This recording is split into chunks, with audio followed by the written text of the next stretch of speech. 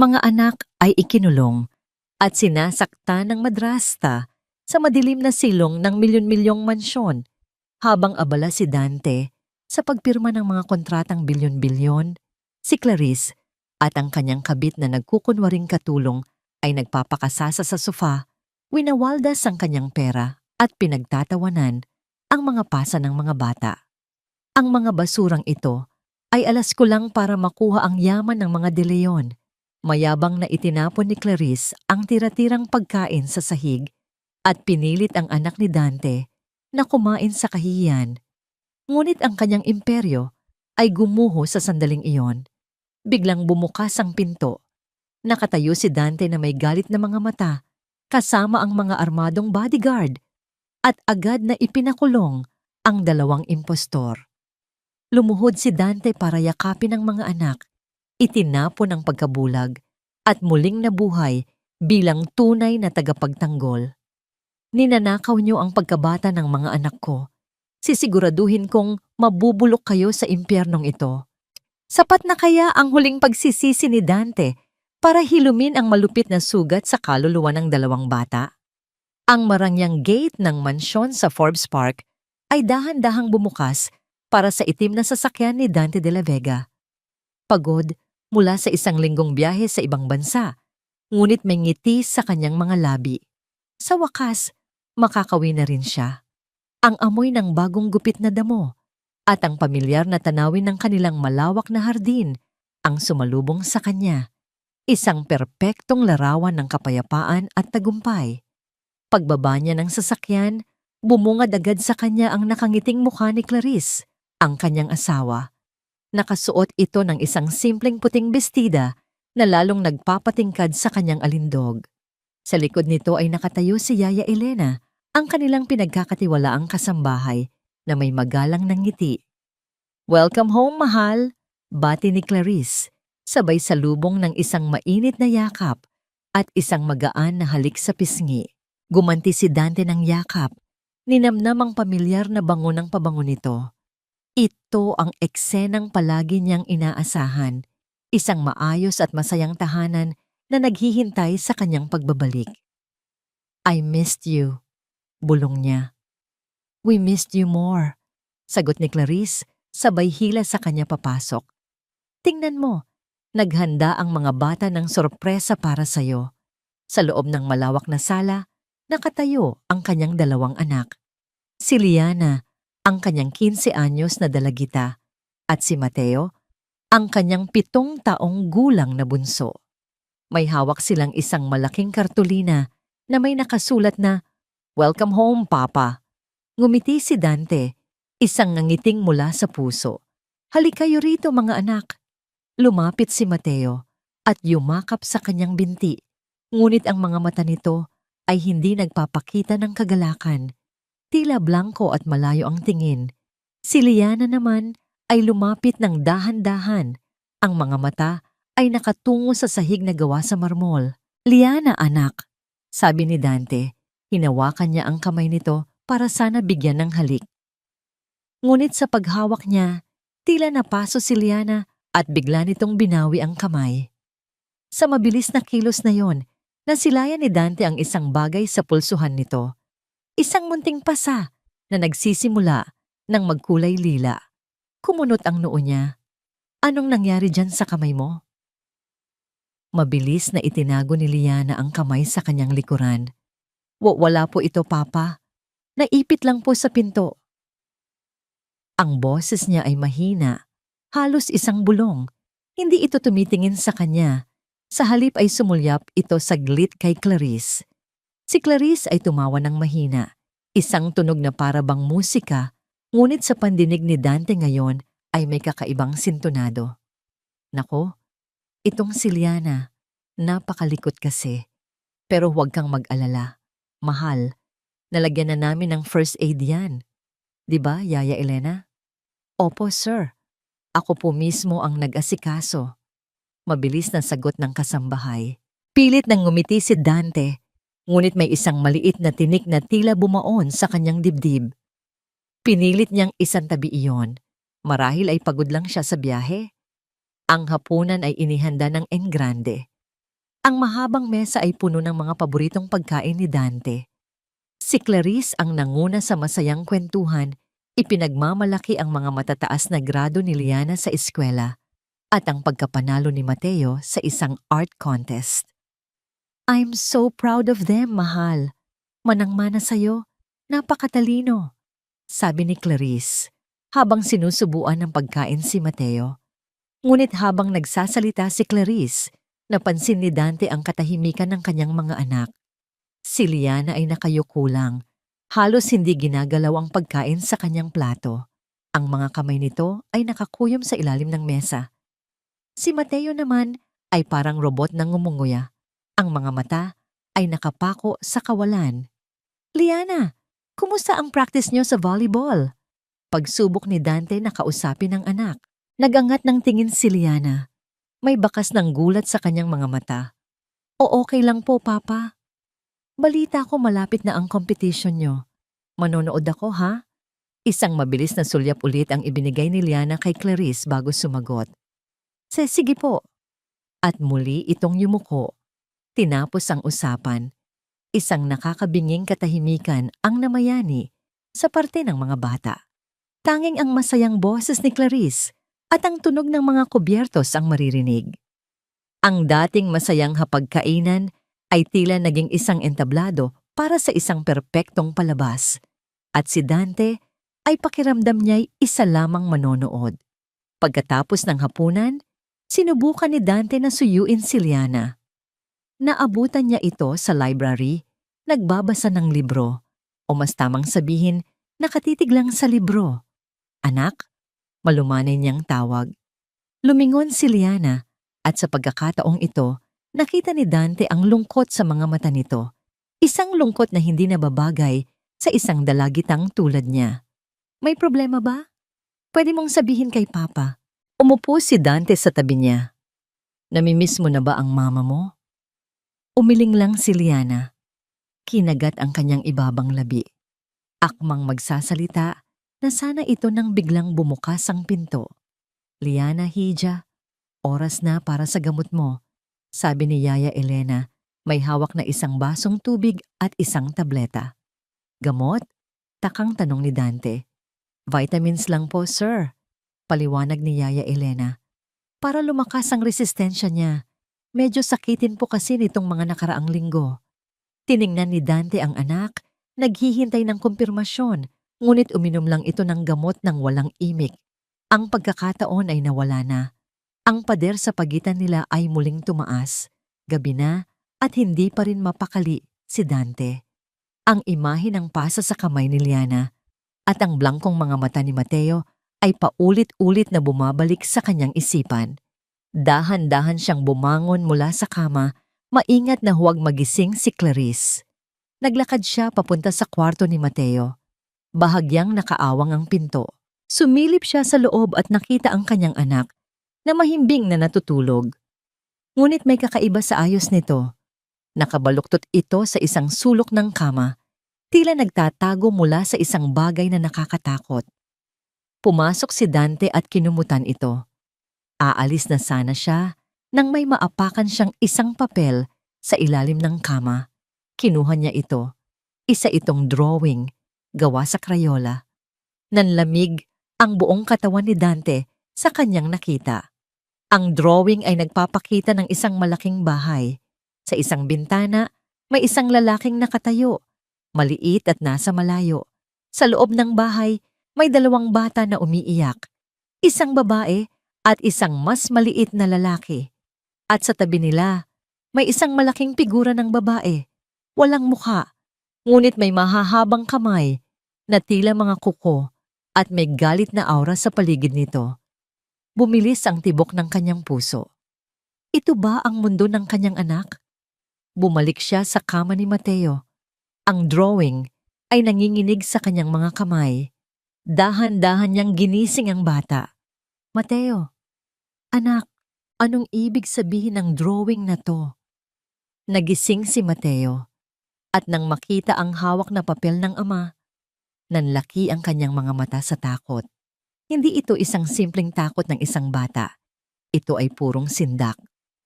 Wala po yan, Papa! Sigaw niya, sabay agaw sa papel.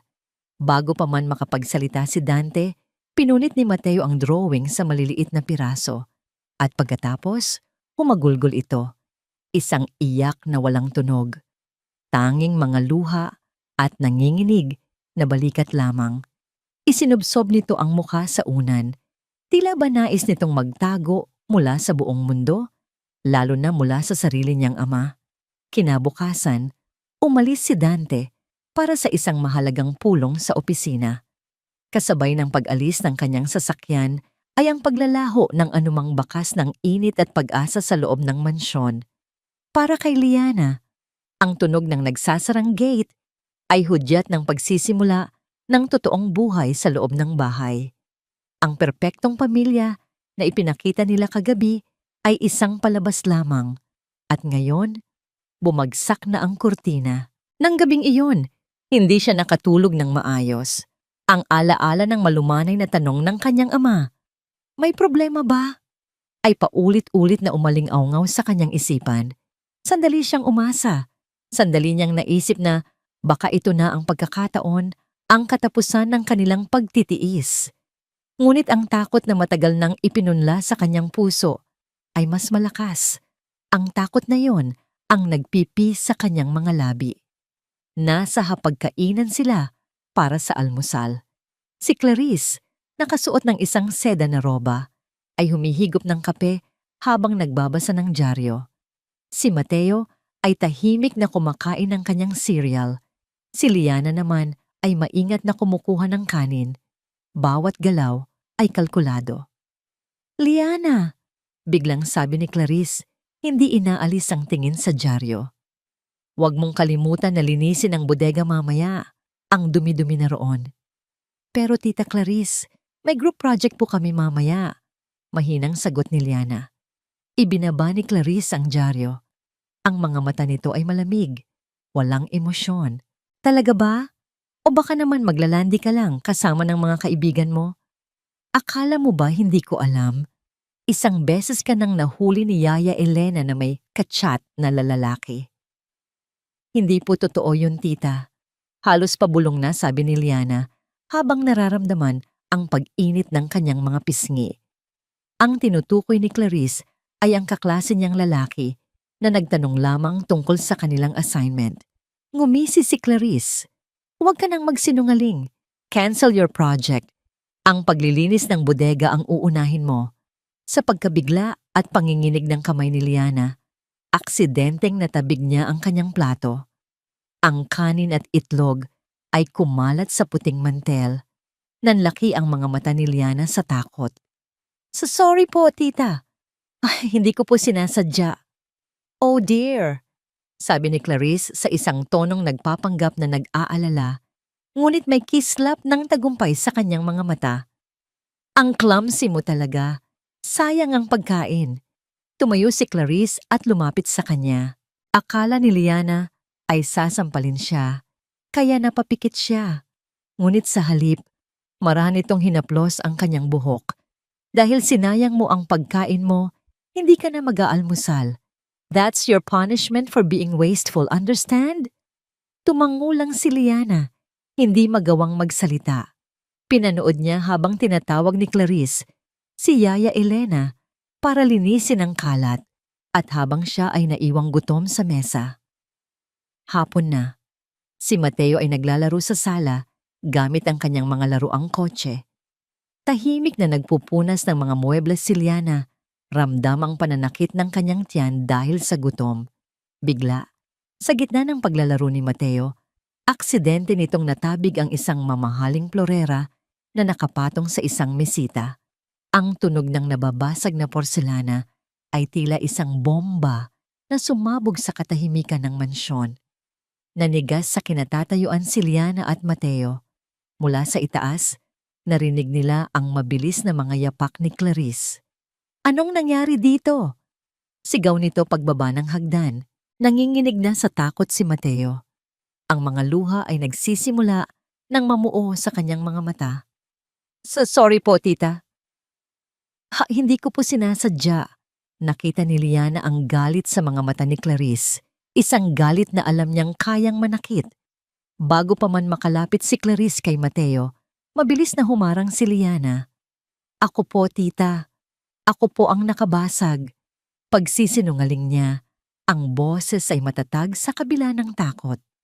Natabig ko po habang naglilinis. Tumingin si Clarice mula kay Liana patungo kay Mateo. Isang masamang ngiti ang sumilay sa kanyang mga labi. Alam niyang nagsisinungaling si Liana at iyon ang mas gusto niya. Ganoon ba? Dahil matapang kang umako ng kasalanan na hindi mo ginawa, bibigyan kita ng parusang hindi mo malilimutan. Hinila ni Clarice si Liana sa braso at kinaladkad papunta sa isang maliit na pinto sa ilalim ng hagdanan, ang aparador kung saan itinatago ang mga lumang gamit. Tita, wag po dyan. Pagmamakaawa ni Liana. Ate, sigaw ni Mateo, umahagulgol na. Itinulak ni Clarice si Liana sa loob ng madilim at masikip na aparador. Ang amoy ng alikabok at lumang kahoy ay sumakal sa kanya. Bago isara ang pinto, yumuko si Clarice. Diyan ka muna mag-isip-isip para matuto kang huwag maging bayani. Clack! Ang tunog ng paglock ng pinto ay parang isang hatol. Sa loob, wala siyang makita, kundi kadiliman. Kinapa niya ang pader, ramdam ang magaspang na kahoy. Umupo siya sa sahig, niyakap ang kanyang mga tuhod. Narinig niya ang umiiyak na si Mateo sa labas. At pagkatapos ay ang boses ni Yaya Elena na pinapatahan ito. Pagkatapos, katahimikan. Ilang oras ang lumipas. Ang hangin sa loob ay naging mainit at mabigat. Ang bawat anino ay tila nagiging halimaw. Ang bawat maliit na tunog mula sa labas ay nagpapatindig ng kanyang mga balahibo. Ito ang pinakamatindi niyang takot, ang maiwang mag-isa sa dilim. Maya-maya, may narinig siyang mahinang kaluskos sa pinto. Bumukas ito ng bahagya at isang sinag ng liwanag ang pumasok. Si Yaya Elena. May dala itong isang basong tubig at isang piraso ng tinapay. Liana, iha. Bulong nito. Kumain ka muna, kahit kaunti. Kinuha ni Liana ang pagkain, ang kanyang mga kamay ay nanginginig. Salamat po, Yaya. Umupo si Yaya Elena sa may pintuan. Alam mo, iha, ginagawa lang ito ng Tita Clarice mo para sa ikabubuti ninyo. Mahirap ang sitwasyon. Kailangan nating lahat na magsakripisyo. Magtiis ka lang, para sa kapakanan ng lahat. Ang mga salitang iyon ay dapat sana'y nakakagaan ng loob. Ngunit para kay Liana, ito'y parang lason. Kapakanan ng lahat. Ibig sabihin, ang pagdurusa niya ay kailangan para mapanatili ang kapayapaan sa bahay, para mapanatili ang perpektong imahe na nakikita ng kanyang ama. Isinara muli ni Yaya Elena ang pinto. Naiwan siyang muli sa dilim, kasama ang tinapay na tila naging bato sa kanyang lalamunan. Nang sa wakas ay pinalabas na siya, gabi na, tahimik na siyang umakyat sa kanyang kwarto. Pagdaan niya sa study room, narinig niya ang boses ni Clarice, mahina ngunit malinaw. May kausap ito sa telepono. Dahil sa pag-usisa, dahan-dahan siyang lumapit sa pinto. Oo, naiintindihan ko. Sabi ni Clarice, ang boses ay puno ng pagkainis. Pero paano ko makukuha ang tiwala niya kung palaging nakabantay ang dalawang batang yan? Mga pabigat sila sa mga plano ko. Kailangan ko silang mawala sa landas ko. Naiintindihan mo ba? Sa lalong madaling panahon, nanlamig ang buong katawan ni Liana. Mga pabigat.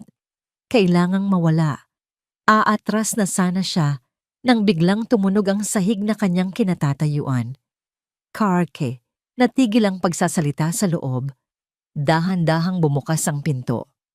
Bumungad sa kanya ang mukha ni Clarice, ang mga mata ay nanlilisik sa galit. Ang ngiti nito ay wala na. Napalitan ng isang mapanganib na anyo.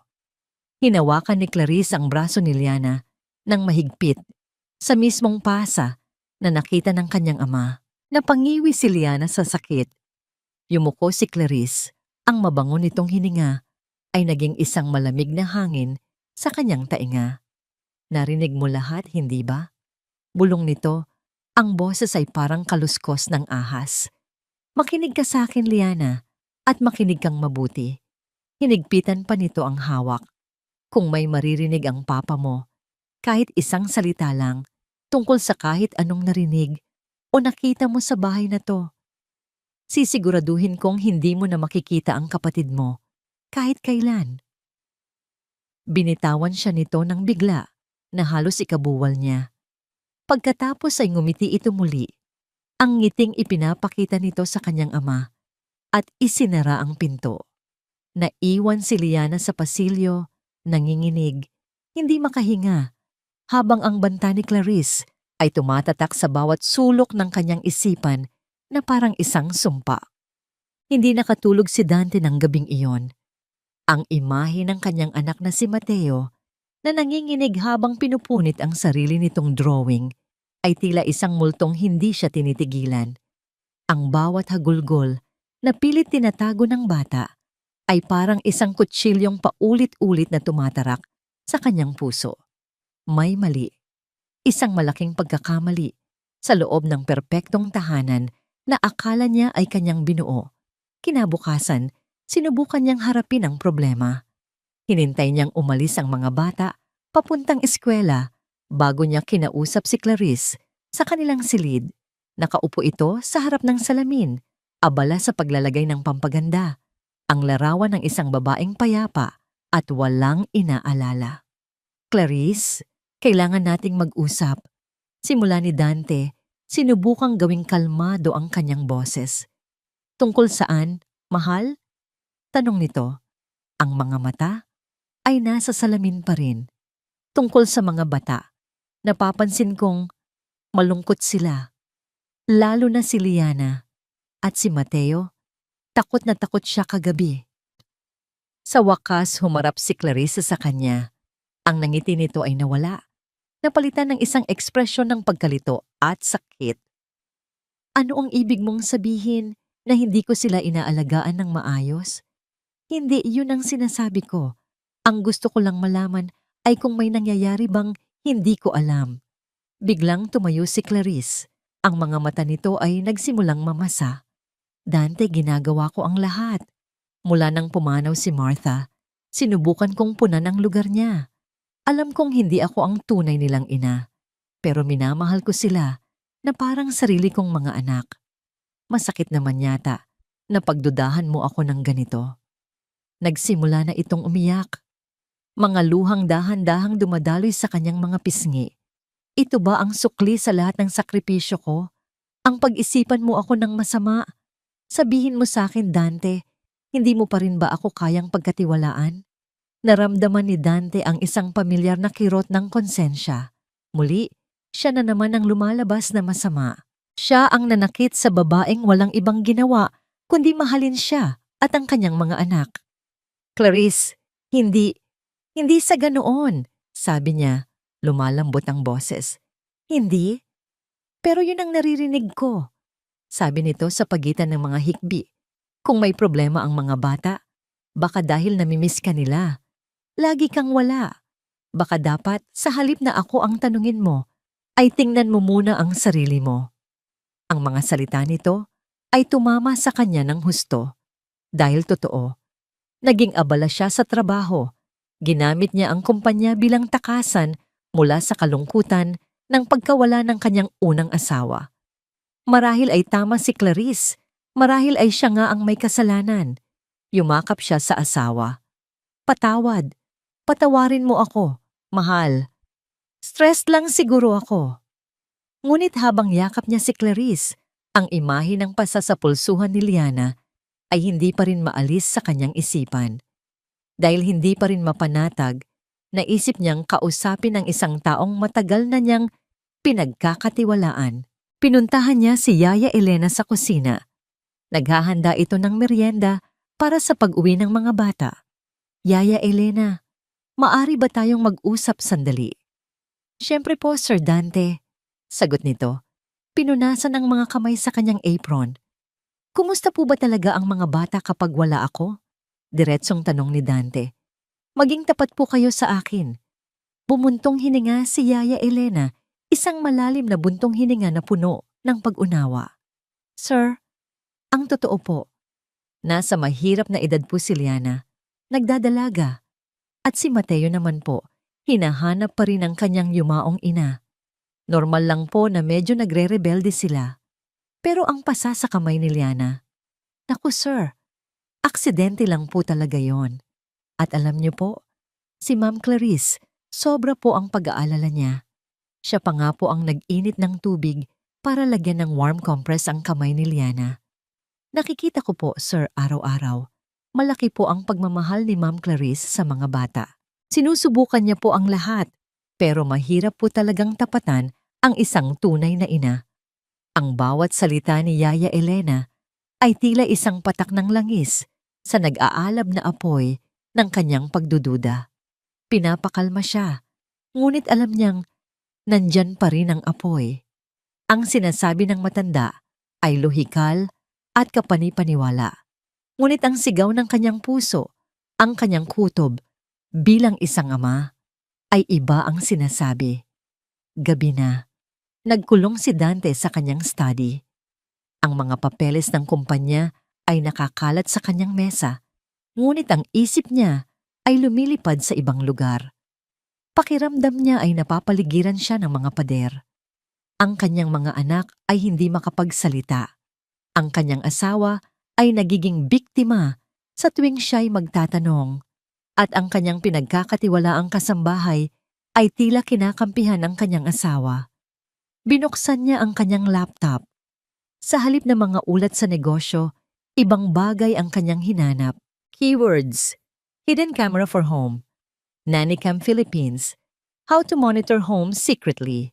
Habang tinitingnan ang iba't ibang uri ng mga nakatagong kamera, mga ballpen, orasan, picture frame, isang bagay ang naging malinaw sa kanya. Kung hindi niya makukuha ang katotohanan mula sa mga bibig na nakasara, hahanapin niya ito sa pamamagitan ng isang matang hindi nakikita. Kinabukasan, nagdahilan siyang may bibilhin para sa opisina. Pumunta siya sa isang specialty electronics store sa Gilmore at bumili ng isang maliit na aparato. Isang high-definition camera na nakakubli sa anyo ng isang USB wall charger. Perpekto. Walang sino man ang maghihinala. Hating gabi na nang isinagawa niya ang kanyang plano. Tiniyak niyang mahimbing na ang tulog ni Clarice. Dahan-dahan siyang bumangon, bawat galaw ay maingat. Ang tanging liwanag ay mula sa buwan na sumisilip sa bintana. Bumaba siya sa sala, ang puso niya'y kumakabog ng malakas sa kanyang dibdib. Pakiramdam niya'y isang magnanakaw sa sarili niyang pamamahay. Pinili niya ang isang saksakan sa likod ng isang bookshelf, isang lugar na may malinaw na tanawin ng buong sala at ng paanan ng hagdanan, kung saan madalas maglaro si Mateo at dumaan si Liana. Nanginginig ang kanyang mga kamay habang isinasaksak ang charger. Isang maliit na asul na ilaw ang kumislap ng isang beses, hudyat na ito'y gumagana na. Kinonekta niya ito sa isang app sa kanyang telepono. Sa isang iglap, ang imahe ng kanyang madilim at tahimik na sala ay lumitaw sa screen. Bumalik siya sa kwarto. Ang telepono ay mahigpit na hawak sa kanyang kamay. Humiga siya sa tabi ni Clarice na hindi man lang gumalaw. Ang katotohanan, mabuti man o masama, ay malapit ng mabunyag. Kinabukasan, kailangan niyang umalis para sa isang 2 araw na business conference sa Cebu. Habang nagpapaalam sa kanyang pamilya, mas mahigpit ang kanyang yakap sa mga anak. Mag-iingat kayo, bulong niya kay Liana. Babalik agad si Papa. Sa biyahe papuntang airport, ang bigat sa kanyang dibdib ay halos hindi niya makayanan. Nang makasakay na siya sa eroplano, binuksan niya ang app sa kanyang telepono. Ang screen ay itim, naglo-load. Sa screen na yon nakasalalay ang lahat. Handa na siyang makita ang lahat, kahit gaano pa ito kasakit. Ang kailangan na lang niyang gawin ay maghintay. Ang malamig na hangin mula sa air conditioner ng hotel room sa Cebu ay tila hindi sapat para palamigin ang kaba sa dibdib ni Dante. Nasa harap niya ang kanyang laptop, bukas sa presentasyon, para sa pinakamahalagang pulong ng kanyang kumpanya sa taong yon. Ngunit ang kanyang mga mata at isipan ay nasa teleponong nakapatong sa tabi nito. Ilang oras na siyang pilit na nagtatrabaho, sinusubukang kumbinsihin ang sarili na ang kanyang ginawa ay isang kalabisan, isang paranoid, na kilos ng isang amang nag-aalala lamang. Marahil ay tama si Clarice at si Yaya Elena. Marahil ay wala siyang makikita, kundi mga normal na eksena. Ang kanyang mga anak na naglalaro, nag-aaral, kumakain, ngunit hindi siya mapakali. Ang kutob niya ay parang isang alarmang hindi tumitigil sa pag-ingay sa loob ng kanyang kaluluwa. Sa wakas, sumuko siya. Isinara niya ang laptop ng may kasamang puwersa. Kinuha niya ang telepono. Ang mga kamay ay bahagyang nanginginig at pinagpapawisan. Huminga siya ng malalim bago buksan ang app. Ang live feed ay nagpapakita ng isang tahimik na sala. Walang tao. Pinindot niya ang playback at pinili ang recording mula kaninang hapon, pagka-uwi ng mga bata mula sa eskwela. Sa una, gumaan ang kanyang pakiramdam. Nakita niya si Mateo na naglalatag ng kanyang mga gamit pang drawing sa carpet. Si Liana naman ay nakaupo sa sofa, nagbabasa ng libro. Dumating si Clarice, may dalang isang baso ng juice para kay Mateo at marahan pa itong ngumiti. "Tingnan mo, Dante," bulong niya sa sarili. "Wala kang dapat ipag-alala. Praning ka lang." Patuloy siyang nanood. Lumipas ang ilang minuto. Habang umiinom ng juice, aksidenteng natabig ni Mateo ang baso. Ang kulay kahel na likido ay kumalat sa mamahaling puting carpet. Naniga si Dante, inaabangan ang susunod na mangyayari. Sa video, ang ngiti ni Clarice ay nawala na parang bula. "Mateo, ano ba? Tanga-tanga ka ba?" Ang boses nito, kahit sa munting speaker ng telepono, ay matalim at puno ng galit. Nakita ni Dante ang pagpikit ng kanyang anak. Sorry po, tita." "Anong magagawa ng sorry mo? Alam mo ba kung gaano kamahal ang carpet na yan?" Sigaw ni Clarice. Itinayo nito si Mateo sa pamamagitan ng paghila sa braso. Itinulak nito ang bata na halos ikasubsob nito sa sahig. "Tita, wag po, aksidente lang po." Narinig ni Dante ang boses ni Liana na mabilis na tumayo para mamagitan. Humarang ito sa pagitan ni Clarice at ni Mateo. At doon, nangyari ang bagay na sumira sa mundo ni Dante. Sa video, isang kamay ang mabilis na humawi sa hangin. Isang malutong na tunog ang narinig niya, isang tunog na dadalhin niya hanggang sa kanyang kamatayan. Plak! Ang mukha ni Liana ay tumagilid dahil sa lakas ng sampal. Napahawak ito sa kanyang pisngi. Ang mga mata ay nanlaki sa gulat at sakit. Hindi makahinga si Dante. Ang hangin sa kanyang baga ay tila ninakaw. Ang kanyang paningin ay lumabo, nakapokus lamang sa maliit na screen. Napanood niya habang si Clarice ay dinuduro-duro ang kanyang anak na babae, habang si Mateo ay umiiyak ng tahimik sa isang sulok. Napanood niya ang takot, ang sakit, ang kawalan ng pag-asa sa mga mukha ng kanyang mga anak. Ang babaeng pinakasalan niya, ang babaeng pinagkatiwalaan niya sa kanyang pinakamahahalagang yaman ay isang halimaw. Nabitawan niya ang telepono. Bumagsak ito sa carpeted na sahig ng hotel. Ang perpektong mundo na kanyang itinayo ay gumuho sa isang iglap. At sa ilalim ng mga guho ay nandoon siya, nasasaktan, nagagalit, nasusuklam sa sarili. Isang nag-aapoy na galit ang umakyat mula sa kanyang tiyan patungo sa kanyang dibdib. Isang galit na hindi niya pa naramdaman sa buong buhay niya. Galit kay Clarice, galit kay Yaya Elena, at higit sa lahat, galit sa kanyang sarili. Mga hayop sila. Bulong niya, ang boses ay garalgal at puno ng lason. "Hayop ako." Hindi na siya nag-isip. Kinuha niya ang susi ng kanyang hotel room at wallet. At walang lingon-likod na lumabas ng kwarto. Habang naglalakad siya ng mabilis sa pasilyo, Tumunog ang telepono ng kanyang kumpanya, ang kanyang business partner. In-ignore niya ito. Sir Dante, saan po kayo pupunta? Magsisimula na po ang conference, habol ng kanyang sekretarya. Cancel everything, sabi niya nang hindi lumilingon. May emergency sa pamilya. Nagmamadali siyang nag-check out. Nag-book siya ng pinakaunang flight pabalik ng Maynila. Sa loob ng eroplano, nakatingin lang siya sa bintana, ngunit wala siyang nakikita. Ang tanging nakikita niya ay ang paulit-ulit na eksena ng sampal, ang takot sa mga mata ni Liana, ang mga luha ni Mateo.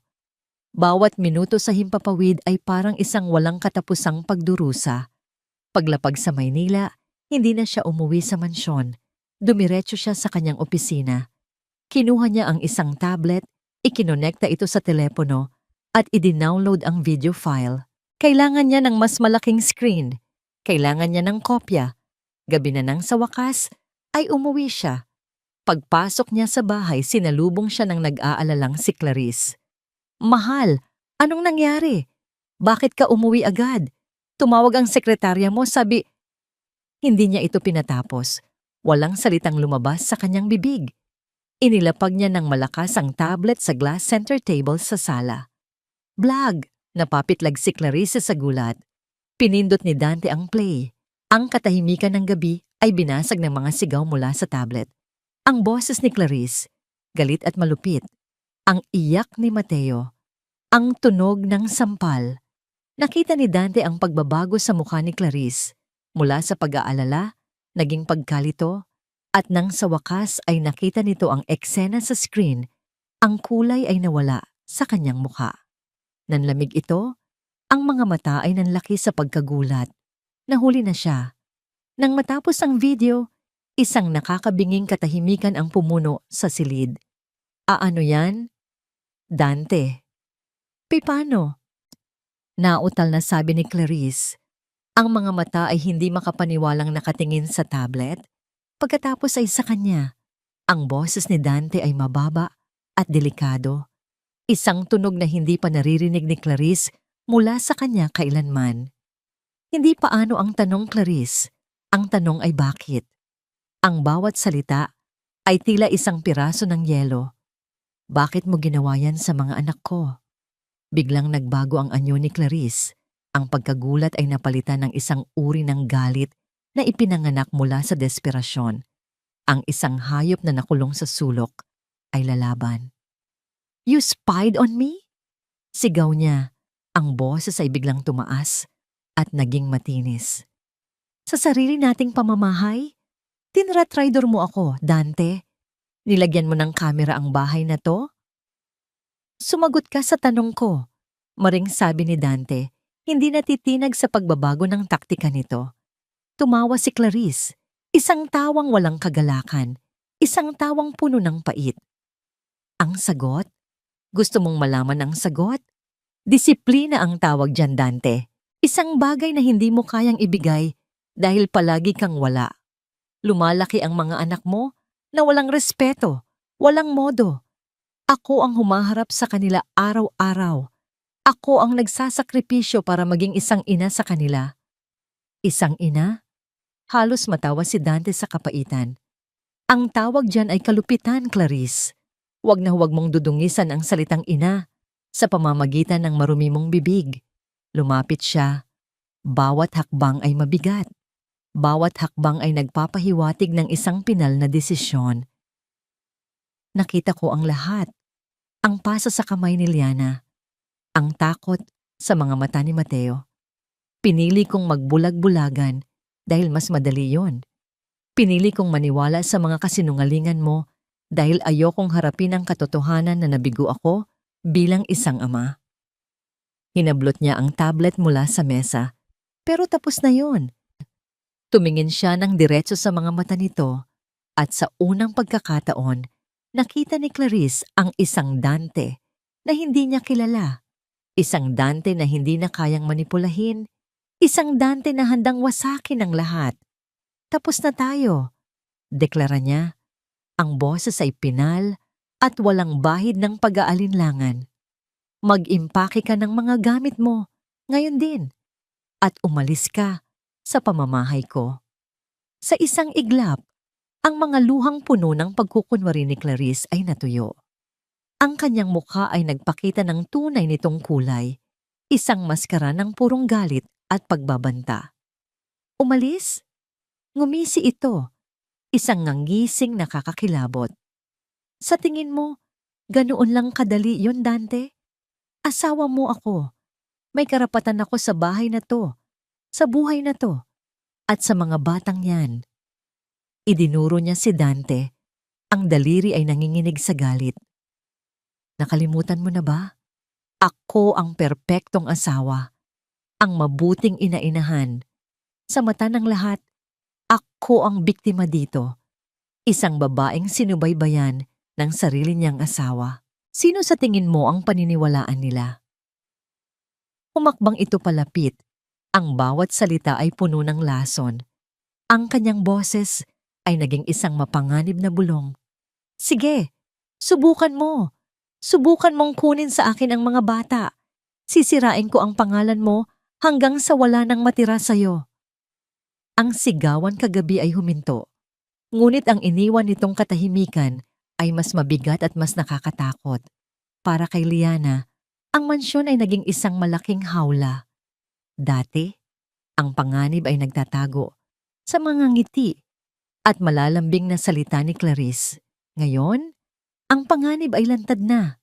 Nakikita niya ito sa bawat tingin, sa bawat kilos, sa bawat paghinga ng kanyang madrasta. Ang kanyang ama, si Dante, ay naroon. Nakikita niya ito, ngunit hindi niya mahawakan. Pagkatapos ng malaking bangayan, tila may isang hindi nakikitang pader na humaharang sa pagitan nilang mag-ama. Si Dante ay laging nasa telepono. Kausap ang mga abogadong hindi niya kilala. Ang mukha ay laging seryoso at gusot. Si Clarice naman ay hindi na umaarte. Ang kanyang mga ngiti ay napalitan ng mapanuring mga titig. Ang kanyang mga utos ay hindi na nakabalot sa paglalambing, kundi mga direktang kautusan na may bahid ng pagbabanta. Ang unang senyales ng pagbabago ay nangyari kinabukasan ng umaga. Pinasok ni Clarice ang kwarto ni Liana nang walang katok-katok. Akin na ang cellphone mo at ang tablet mo, sabi nito. Ang boses ay malamig at walang emosyon. Po? Bakit po? Gulat na tanong ni Liana. Hawak ng mahigpit ang kanyang telepono na para bang iyon ang kanyang tanging koneksyon sa labas ng mundo. Dahil sinabi ko, simpleng sagot ni Clarice, inilahad ang kamay. Hindi mo kailangan yan. Makakasama lang sa pag-aaral mo. At para na rin hindi ka makapagsumbong ng mga kasinungalingan sa papa mo. Hindi po ako nagsisinungaling, protesta ni Liana. Ang boses ay nanginginig. Lumapit si Clarice. Ang mukha nito ay isang pulgada na lang ang layo sa kanya. Huwag mo akong sasagutin. Ibigay mo sa akin.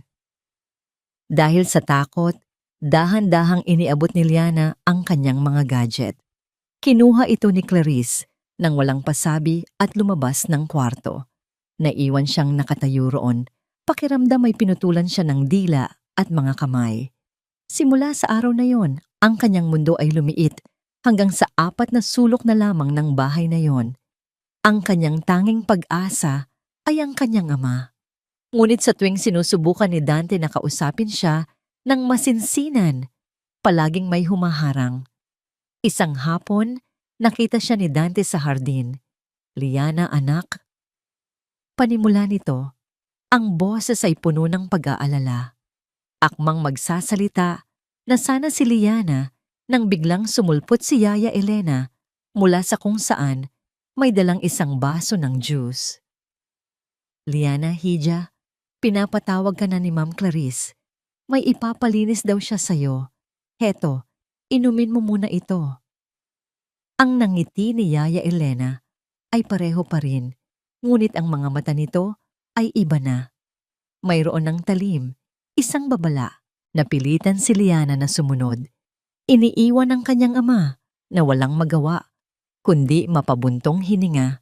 Ang dating mapagkakatiwalaang kasambahay ay naging bantay ng kanilang bilangguan. Ang tensyon sa bahay ay tila isang lubid na unti-unting humihigpit, malapit ng mapatid. At isang hapon, napigtas ito. Nasa itaas sila ng enggrandeng hagdanan. Tinawag sila ni Clarice.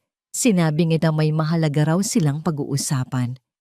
Nakatayo si Liana sa likod ni Mateo. Ang mga kamay ipasaba ay nakaalalay sa balikat ng kapatid. Mateo, malumanay na sabi ni Clarice, isang paglalambing na nagpadala ng kilabot sa buong katawan ni Liana. Sabihin mo nga kay tita, minsan ba, kapag naglalaro kayo ni Ate Liana mo, tinutulak ka ba niya? Kumunot ang noo ni Mateo. Hindi po. Mabait po si ate. Sigurado ka? Giit ni Clarice, ang boses ay nagsisimula ng tumigas. Isipin mong mabuti, baka minsan nadadala lang siya sa laro. Baka natutulak ka niya ng hindi sinasadya. Di ba? Umiling si Mateo. Lalong humigpit ang kapit sa kamay ng kanyang ate. Hindi po. Mahal po ako ni ate. Nawala ang pasensya sa mukha ni Clarice. Bata ka. Huwag kang magsinungaling sa akin. Sabihin mo ang totoo. Tita, tama na po. Pakiusap ni Liana. Hinila niya si Mateo papalapit sa kanya. Natatakot na po siya.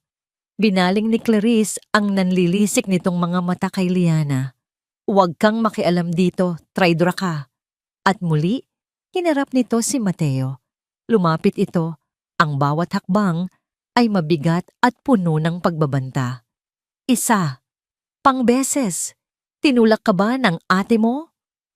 Sa sobrang takot, napaatras si Mateo. Ang kanyang mga mata ay nanlalaki, nakapako sa nagagalit na mukha ng kanyang madrasta. Hindi po. Hindi po. Sigaw ng bata, patuloy sa pag-atras. Sinungaling. Sigaw ni Clarice, itinaas ang kamay na akmang mananakit.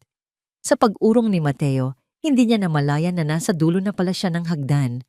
Ang kanyang munting sakong ay sumayad sa hangin. Nawalan siya ng balanse. Mateo! Ang sigaw ni Liana ay sumabay sa isang nakakakilabot na tunog. Ang tunog ng isang munting katawan na gumugulong pababa sa matitigas na baitang nagawa sa kahoy. Thud, thud, thud, isang iglap, natigil ang lahat. Nakahandusay si Mateo sa paanan ng hagdanan, hindi gumagalaw. Mateo! Sigaw ni Liana. Tumakbo siya pababa. Hindi na inalintana ang sariling kaligtasan. Lumuhod siya sa tabi ng kapatid. May dugo sa noo nito. Hindi ito sumasagot. Mateo! Bunso!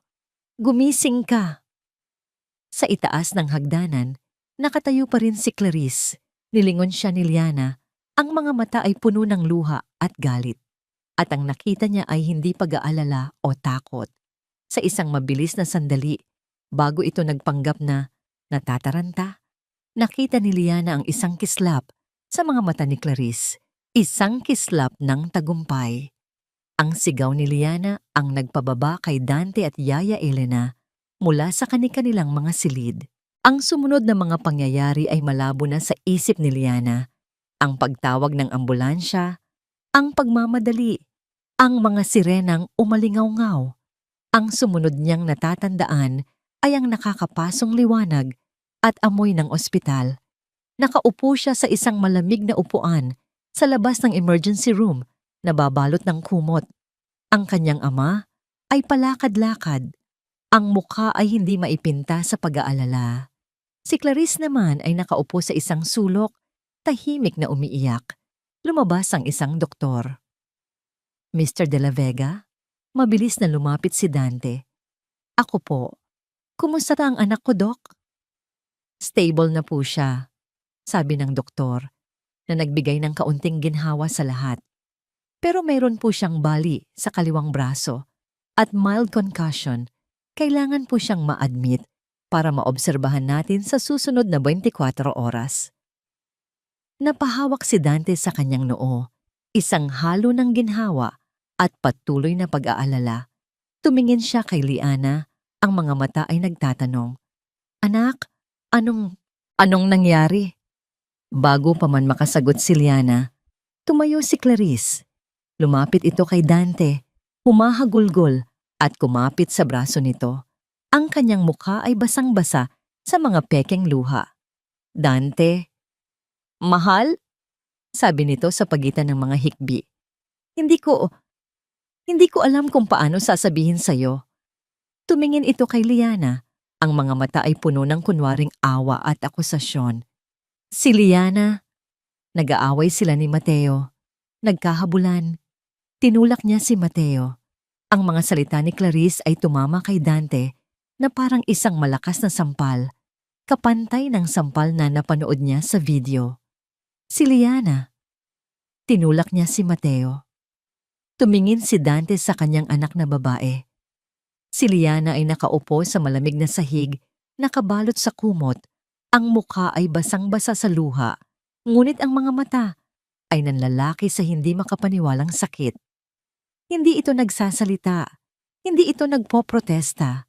Tila ba ang kasinungalingan ay napakalaki at napakabigat na pati ang kanyang boses ay ninakaw nito. Sa isang sulok ng kanyang isipan, alam niyang imposible. Ngunit sa kabilang sulok, may isang lason na gumagapang. Ang pagdududa. Paano kung totoo? Paano kung sa sobrang selos o galit ni Liana ay nagawa nga niya iyon? Ang gulo sa kanyang isipan ay parang isang bagyo. Ang puso niya ay nahahati sa pagitan ng nakita niyang kalupitan ni Clarice at ng nakakakilabot na akusasyon nito ngayon. Hindi. Iyon lang ang salitang lumabas sa bibig ni Dante. Isang salitang hindi para kay Clarice o kay Liana, kundi para sa sarili niya. Isang pakiusap na sana, hindi totoo ang lahat ng ito. Maya-maya, pinayagan na silang pumasok sa kwarto ni Mateo. Mahimbing na natutulog ang bata. Ang braso ay nakakast at may maliit na benda sa noo.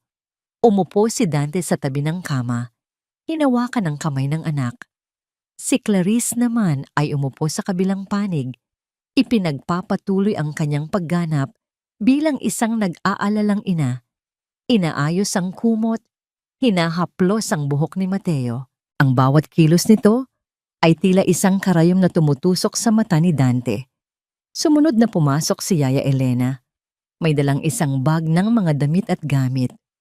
"Sir, Ma'am, nagdala na po ako ng mga damit para kay Mateo." "Salamat, Yaya," sabi ni Clarice. Ang boses ay pagod. "Kumusta po ang alaga ko?" tanong ni Yaya Elena. Ang mga mata ay puno ng pag-aalala. Tiningnan ni Dante ang dalawang babae, ang kanyang asawa at ang kanyang pinagkakatiwalaang kasambahay. Isang perpektong larawan ng dalawang taong nagmamalasakit. Ngunit sa ilalim ng larawang iyon, may nabubulok. Biglang nag-vibrate ang telepono sa kanyang bulsa. Isang hindi rehistradong numero. Naalala niya, ito ang numero ng private investigator na kinuha niya ilang araw na ang nakalipas para alamin ang nakaraan ni Clarice. Isang kilos na ginawa niya dahil sa pagdududa. Isang kilos na halos nakalimutan na niya dahil sa sunod-sunod na mga pangyayari. "Excuse me," sabi niya. "Sabay tayo." Kailangan niyang sagutin yon. Kailangan niya ng hangin. Lumabas siya sa pasilyo ng ospital. Ang amoy ng gamot at disinfektante ay nanunuot sa kanyang ilong. Sinagot niya ang tawag. "Mr. De La Vega," sabi ng isang profesional at malamig na boses sa kabilang linya. "Yes, may nakuha ka na ba?" tanong ni Dante, walang pasensya. "Opo, sir. At sa tingin ko ito ay napakahalaga.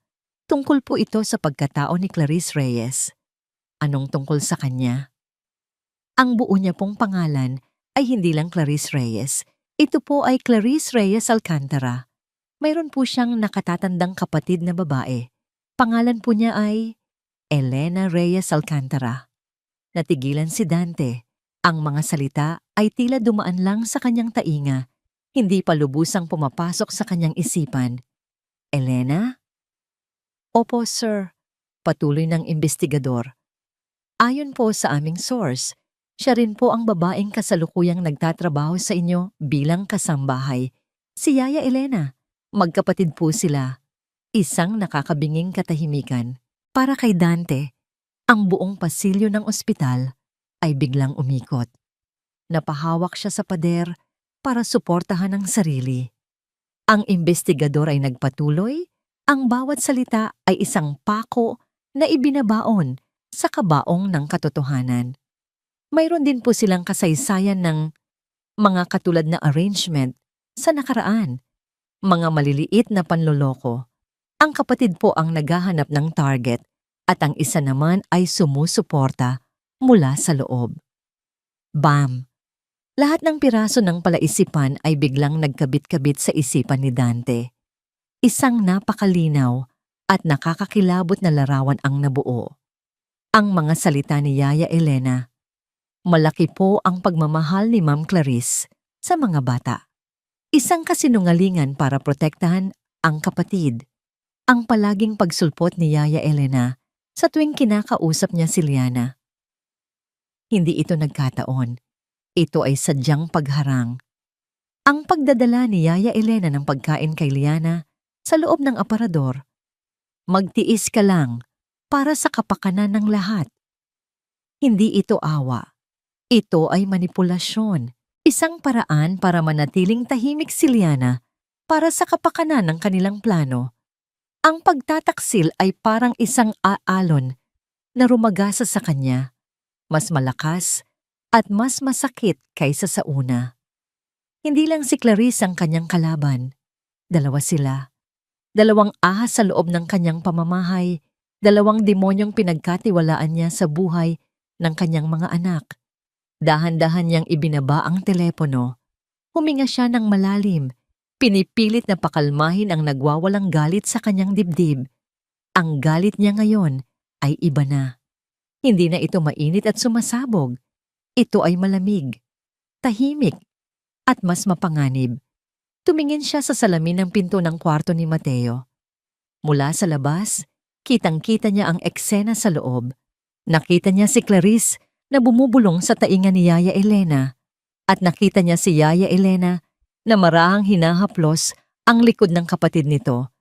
Isang kilos ng pagpapakalma, isang kilos ng pagiging kakampi. Tumingin ang dalawa sa isa't isa at sa kanilang mga mata, nakita ni Dante ang lahat, ang kanilang mga sikreto, ang kanilang alyansa, ang kanilang pagtataksil. Sila ay isang koponan at ang kanyang mga anak ang kanilang biktima. Isang nakakatakot na kalinawan ang bumalot kay Dante. Alam na niya ang kanyang gagawin. Naglakad siya pabalik sa loob ng kwarto. Ang kanyang mga yapak ay tahimik ngunit may bigat. Ang kanyang mukha ay kalmado. Isang kalmadong nagtatago ng isang napakalaking bagyo. Pagpasok niya, napatingin sa kanya sina Clarice at Yaya Elena. May pagtataka sa kanilang mga mata dahil sa biglaang pagbabago ng kanyang aura. Hindi niya sila tiningnan ng dire-diretso. Ang kanyang mga mata ay nakapako sa natutulog na si Mateo. Luwapit siya sa kama. Pagkatapos, sa isang boses na malamig at pinal, nagsalita siya. Umuwi na kayong dalawa. Natigilan sina Clarice at Yaya Elena. Ano, mahal? Tanong ni Clarice. Tumingin si Dante sa kanila at ang lamig sa kanyang mga mata ay sapat na para magpayelo sa buong silid. Ang sabi ko, umuwi na kayo. Ako na ang magbabantay kay Mateo. Ang pag-uwi nila mula sa ospital ay kasinlamig ng pasilyo na kanilang iniwan. Si Mateo ay natutulog sa kanyang silid, ligtas sa ngayon, ngunit ang digmaan sa labas ng kanyang pinto ay nagsisimula pa lamang. Alam ni Dante na ang bawat salita, bawat kilos, bawat paghinga niya mula sa sandaling ito ay kailangang maging isang kalkuladong pag-arte. Ang kanyang mga kaaway ay nasa loob mismo ng kanyang kuta at sila ay nagmamasid. Kinabukasan, sa hapagkainan, isang eksena ng halos perpektong normalidad. Ang kanyang dinatnan. Nakaupo si Clarice, ang mukha ay nagpapakita ng tamang-tamang halo ng pagod at pag-aalala. Si Yaya Elena ay abala sa pag-aasikaso ng almusal. Tanging ang bakanteng upuan ni Liana ang nagpapahiwatig ng tensyon sa ilalim ng lahat. Huminga ng malalim si Dante. Oras na para sa unang yugto ng kanyang palabas. Umupo siya sa tapat ni Clarice. Mahal, panimula niya. Ang boses ay sinadya niyang gawing malumanay at puno ng pagsisisi. Patawarin mo ako. Nag-angat ng tingin si Clarice. Ang mga mata ay nagpapakita ng nagtatakang sakit. Patawarin mo ako sa lahat, patuloy ni Dante. Sa pagdududa ko sa'yo, sa paglalagay ko ng kamera, kagabi habang binabantayan ko si Mateo, napagtanto ko, baka tama ka, masyado akong wala, masyado akong stressed at naibunton ko sa'yo ang lahat. Ang bawat salita ay parang lason sa kanyang dila, ngunit kailangan niyang lunukin ito. Nakita niya ang isang munting kislap sa mga mata ni Clarice. Ang kislap ng isang taong nakakakuha ng gusto niya. Dante, sabi nito, ang boses ay nanginginig. Naiintindihan ko. Mahirap para sa ating lahat ang sitwasyon. Hindi, giit ni Dante. Umarte na parang siya ang may kasalanan. Ako ang mali. Lalo na sa pag-akus ako sa'yo tungkol sa nangyari kay Mateo. Nakausap ko si Liana. Sinabi niyang naglalaro lang daw sila. Isang aksidente. Ito ang pinakamahirap na kasinungalingan sa lahat. Ang pagdiin sa sarili niyang anak kahit pansamantala. Ngumiti si Clarice, isang matamis na ngiti na hindi umabot sa mga mata nito. Ngunit tinanggap nito ang alok na kapayapaan. Tinanggap nito ang pagsuko ni Dante. Kalimutan na natin yun, mahal. Ang importante, magkakasama tayo para sa mga bata. Kinabukasan, nagpaalam si Dante na may pupuntahan siyang mahalagang pulong. Ngunit sa halip na sa kanyang opisina, dumiretso siya sa isang makintab na gusali sa Makati, ang law office ng pinakamagaling na pamilyar na abogado sa bansa. Ginoong de la Vega, salamat sa pagpunta. Bati ni Attorney Reyes, isang babaeng nasa edad 50 na may matatalim na mata. Salamat sa pagtanggap mo sa akin sa maikling abis, sagot ni Dante. Sa loob ng isang oras, isinalaysay ni Dante ang lahat. Mula sa kanyang mga unang pagdududa, sa video, sa pagkahulog ni Mateo, hanggang sa pagkatuklas niya sa ugnayan ni na Clarice at Elena. Makinig ng mabuti si Attorney Reyes, ang mga daliri ay magkasalikop sa ibabaw ng kanyang mesa. Nang matapos si Dante, tumango ito. Malinaw na psychological at physical abuse ang nangyayari. Sabi ng abogado, ang video ay isang matibay na ebidensya. Ngunit ang testimonya ni Liana ang pinakamahalaga sa lahat. Kailangan natin siyang makuha. Iyon ang problema, sabi ni Dante. Hindi ko siya makausap ng mag-isa. Ang kapatid ni Clarice, si Elena, ay palaging nakabantay. Kung gayon, kailangan mong magpatuloy sa ginagawa mo, payo ni Attorney Reyes. Magpanggap kang naniniwala ka sa kanila. Ipakita mong nasa panig kanila. Kailangan nating hintayin ang tamang tiyempo para makuha si Liana. Sa ngayon, ang kailangan natin ay mas maraming ebidensya. Anumang i-record mo, anumang pag-amin, gaano man kaliit ay makakatulong. Umalis si Dante sa opisina na may panibagong determinasyon, may plano na siya. Isang mapanganib na plano, ngunit ito lang ang tanging paraan. Sa mga sumunod na araw, ang mansyon ay bumalik sa isang kakaibang normalidad. Si Dante ay naging ang perpektong asawa, maalaga, mapag-unawa. Ngunit sa likod ng mga ngiting iyon, ang kanyang mga mata ay palaging nagmamasid. Sinubukan niyang muling lapitan si Liana. Isang hapon, nakita niyang nag-iisa ito sa library. Mabilis siyang nagsulat sa isang maliit na piraso ng papel. Anak, magtiwala ka sa akin. Huwag kang matakot. Tawagan mo ako sa numerong ito gamit ang telepono ng eskwela. Naghihintay si Papa. Dahan-dahan siyang lumapit. Ang papel ay nakatago sa kanyang palad. Liana, may ibibigay ako sa'yo. Sir Dante. Isang boses mula sa likuran ang pumutol sa kanya. Si Yaya Elena, May dalang isang bandehado ng cookies at gatas. Merienda para kay Liana. Nako, mukhang pagod na pagod sa pag-aaral ang alaga ko. Ang tiyempo ay perpekto. Masyadong perpekto. Habang inilalapag ni Yaya Elena ang bandehado, aksidente nitong natabig ang kamay ni Dante. Ang maliit na papel ay nahulog sa sahig. Bago pa man makakilos si Dante, mabilis itong pinulot ni Yaya Elena. Ngumiti ito. Naku sir, may nahulog po kayo. Ngunit sa halip na ibalik sa kanya, ibinulsa nito ang papel. Ako na po ang magtatapon nito. Tumingin si Dante kay Liana. Nakita niya ang isang munting kislap ng pag-asa sa mga mata ng anak nang makita nito ang papel at kung paano ito namatay nang kunin ito ni Yaya Elena. Ang sakit na kanyang naramdaman ay halos magtulak sa kanya na itapon ang lahat ng pagkukunwari. Ngunit pinigilan niya ang sarili. Naramdaman marahil ni Clarice na kahit sa pagsuko ni Dante, unti-unti pa ring nawawala ang kanyang kontrol. Naramdaman niyang kailangan niya ng isang pinal na alas. Isang alas na tatalian si Dante sa kanya magpakailanman. Isang gabi, naghanda si Clarice ng isang espesyal na hapunan. May kandila, alak, at mga paboritong pagkain ni Dante. Para saan ito? Tanong ni Dante. Nagpapanggap na natutuwa. Ngumiti si Clarice, isang nangiting hindi pa niya nakita rito noon. Isang ngiti ng absolutong tagumpay. Mayroon akong sorpresa para sa iyo, mahal.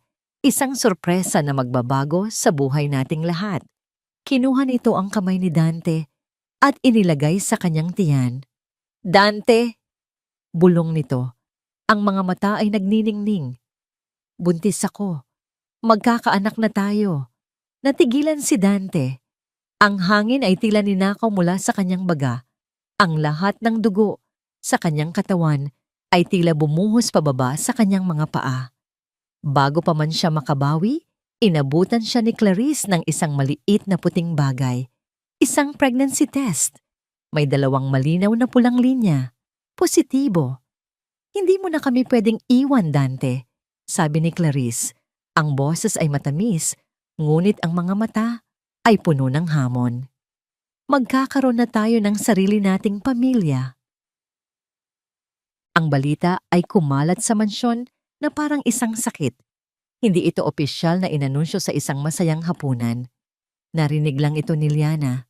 Narinig niya ito mula sa pag-uusap ni Clarice sa telepono. Ang boses nito ay matagumpay at hindi na sinusubukang itago ang saya. Oo, girl. Confirmed na. Finally, magkakaroon na kami ni Dante ng sarili naming baby. Ang tagal kong hinintay ito. Nakatayo si Liana sa pasilyo sa labas ng silid nito. Ang kamay ay nasa doorknob, paralisado. Ang mga salitang yon ay hindi lang balita.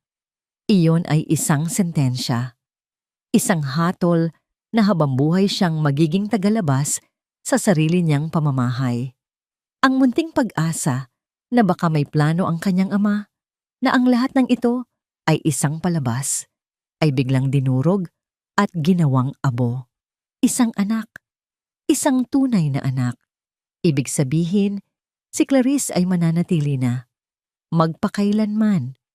Ang tali na nag-uugnay dito sa kanyang ama ay hindi na mapuputol. At sila ni Mateo, sila na lang ang mga sagabal, mga buhay na alaala ng nakaraan na kailangang burahin para magbigay daan sa bagong pamilya. Isang nakakabinging katahimikan ang bumalot sa kanyang isipan. Ang lahat ng ingay sa paligid ay nawala. Ang tanging naririnig niya ay ang malakas na kabog ng kanyang puso. Isang kabog na puno ng takot. Mula sa araw na yon, lalong naging reyna si Clarice sa kanilang kaharian. Ang kanyang paglakad ay may kasama ng yabang. Ang kanyang mga utos ay mas naging malupit. Ang kanyang tiyan na bahagya palang umuumbok ay naging kanyang setro at korona. At si Liana ang naging sentro ng kanyang galit. Isang hapon, habang nag-aayos si Liana ng mga libro sa sala, pumasok si Clarice na may dalang mga magasin. Mga magasin tungkol sa mga sanggol. Sadyang umupo ito sa tapat niya at binuklat ang mga pahina ng malakas. Ang gaganda ng mga damit ng baby ngayon, no? Sabi ni Clarice, hindi tumitingin sa kanya. Excited na akong bihisan ng baby ko. Siyempre, sisiguraduhin kong sa kanya mapupunta ang lahat. Ang pinakamaganda sa lahat. Hindi kumibo si Liana. Pinagpatuloy niya ang pag-aayos ng mga libro. Magiging perpekto ang pamilya namin. Patuloy ni Clarice. Ang bawat salita ay isang patalim. Ako, si Dante, at ang aming anak, isang tunay na pamilya. Hindi na napigilan ni Liana ang sarili. Binitawan niya ang libro. Hindi ka namin pamilya. Sabi niya, ang boses ay mahina, ngunit puno ng galit na matagal nang kinikimkim. Kahit kailan. Iyon lang ang hinintay ni Clarice. Tumayo ito. Ang mukha ay biglang nag-iba. Ang nangiti ay napalitan ng isang mapanganib na anyo. Anong sinabi mo? Ang sabi ko. Hindi na natapos ni Liana ang kanyang sasabihin. Sa isang mabilis na kilos, hinawakan ni Clarice ang kwelyo ng sarili nitong blusa at hinila ito pababa nang may buong lakas. Ang tunog ng napupunit na tela ay umalingaw-ngaw sa tahimik na sala. Rape! Kasunod noon, gamit ang sarili nitong mga kuko, kinalmot ni Clarice ang kanyang braso, sapat lang para mag-iwan ng mahahabang pulang marka. At pagkatapos, sumigaw ito. Isang sigaw na puno ng gulat at sakit na kung hindi mo alam ang katotohanan ay iisipin mong tunay. Ah, tulong! Dante! Tulong! Nagmamadaling bumaba si Dante mula sa kanyang study. Kasunod si Yaya Elena. Ang kanilang mga mukha ay puno ng pag-aalala. Ang kanilang nakita ay isang eksenang perpektong idinirehe. Si Clarice na umiyak sa sahig. Ang damit ay punit. Ang braso ay nagdurugo. At si Liana, nakatayo. Ang mukha ay puno ng pagkalito at takot. Anong nangyari? Sigaw ni Dante, tumatakbo palapit kay Clarice. Si Liana, humahagulgol na, sabi ni Clarice. Sinabi ko lang na excited na ako sa baby. Tapos sinugod niya ako. Sinabi niyang papatay niya ang kapatid niya. Sinabunutan niya ako, Dante. Baliw na siya. Tumingin si Dante kay Liana. Ang mga mata nito ay puno ng isang emosyong hindi mabasa ni Liana. Pagkalito, galit, pagkadismaya. Hindi po totoo yan, Papa, sabi ni Liana. Ang mga luha ay nagsisimula nang dumaloy sa kanyang mga pisngi. Hindi po, siya po ang may gawa niyan. Sinungaling! Sigaw ni Clarice. Tingnan mo ang ginawa niya sa akin. Paano na ang anak natin? Paano kung natuluyan niya ako? Niyakap ni Dante si Clarice. Shh! Tahan na! Ligtas ka na! Pagkatapos ay tumingin siya kay Liana. Pumanik ka sa kwarto mo. Ngayon din. Ang bawat salita ay parang isang hagupit. Walang tanong, walang pagdududa sa sinabi ni Clarice. Isang utos lang. Umakyat si Liana sa kanyang kwarto. Ang mga binti ay tila wala ng lakas. Isinara niya ang pinto at napasandal dito. Ang kanyang katawan ay nanginginig nang hindi mapigilan. Tapos na. Ito na ang katapusan. Nanalo na si Clarice. Nang gabing iyon, hindi siya bumaba para maghapunan. Hindi rin siya tinawag. Nakahiga lang siya sa kanyang kama, nakatitig sa kisame. Maya-maya, narinig niya ang mga boses mula sa study ng kanyang ama. Ang pinto nito ay bahagyang nakaawang. Hindi na ito tama, Dante. Boses ni Clarice, puno ng pag-aalala na halatang peke. Paano kung ulitin niya yon? Paano kung mas malala pa ang gawin niya kapag nanganak na ako? Nagseselos siya, Dante. Isang panganib si Liana sa anak natin. Isang sandaling katahimikan. Pagkatapos ay ang boses ng kanyang ama, pagod at tila sumusuko na. Anong gusto mong gawin ko? May kilala akong eskwelahan sa probinsya, sabi ni Clarice. Isang boarding school para sa mga batang may special needs. Doon matutulungan siya. Malalayo siya sa stress dito magiging ligtas siya at magiging ligtas din ang baby natin. Hinintay ni Liana ang pagtutol ng kanyang ama, ang pagsigaw, ang pagsasabing, "Hindi, anak ko yan." Ngunit wala siyang narinig. Ang narinig niya ay ang mga salitang tuluyang pumatay sa kanyang kaluluwa. "Sige," sabi ng kanyang ama. Ang boses ay mahina at puno ng pagod. "Tama ka siguro. I'll handle it. Ako na ang bahala." Isang malakas na ugong ang pumuno sa tainga ni Liana. Hindi na siya makahinga. Ang kanyang ama, ang kanyang huling pag-asa, ibibigay siya, itatapon siya. Pinili nito si Clarice. Pinili nito ang bagong anak. Pagkaraan ng isang oras, bumukas ang pinto ng kanyang silid. Pumasok ang kanyang ama. Hindi ito makatingin ng diretso sa kanya. Sa likod nito, nakita ni Liana ang isang maleta. Ang kanyang mga gamit, nakaimpake na. Lumapit si Dante sa kanya. Ang mukha nito ay isang maskara ng kalungkutan na hindi niya maintindihan. Hinawakan nito ang kanyang kamay. Malamig ito na parang yelo. "Anak, kailangan mong sumama sa akin." Ang boses nito ay walang emosyon, walang buhay. Para din ito sa ikabubuti mo. Tumingin si Liana sa mukha ng kanyang ama. Ang lalaking dati niyang tinatawag na bayani, ang kanyang tagapagtanggol. Ngayon, isa na itong estranghero. Isang estrangherong maghahatid sa kanya sa kanyang kulungan. Ang kanyang puso, na matagal nang basag, ay nadurog na ng tuluyan hanggang sa maging pinong-pinong pulbos. Wala nang natira. Lahat ay nawala.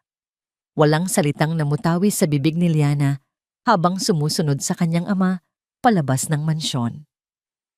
Ang bawat hakbang pababa sa hagdanan kung saan nahulog si Mateo ay parang isang paglalakad patungo sa kanyang sariling bitayan. Dala ng kanyang ama ang kanyang maleta. Sa likod nila, sa may pintuan, nakatayo sina Clarice at Yaya Elena.